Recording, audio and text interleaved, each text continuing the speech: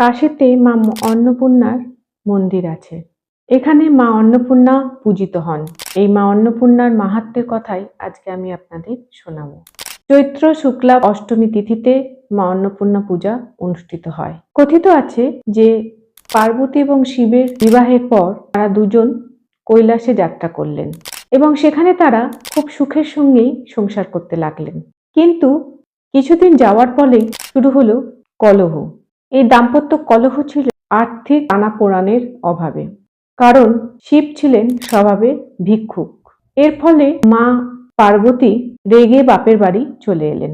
জয়া বিজয়া চাইল শিবকে জব্দ করতে। সেই অনুসারে পার্বতী জগতে অন্নমোচন করতে লাগলেন। এবার শিব যখন এলেন তখন দেখলেন তিনি কোথাও ভিক্ষা পাচ্ছেন না এবং তিনি পরে লক্ষ্মীর পরামর্শে কাশীতে উপস্থিত হলেন। কিন্তু উনি বুঝতেও পারলেন না যে এই পুরো ব্যাপারটা পার্বতীর মায়া খেলা। এরপরে পার্বতী এবং শিব দুজনে মিলে আবার কৈলাসে যাত্রা করলেন এবং সেখানে শিব অন্নপূর্ণার কাছে অন্ন পেয়ে তৃপ্ত লাভ করলেন। এইভাবে মা অন্নপূর্ণার মাহাত্ম্য কাশীতে ছড়িয়ে পড়ল।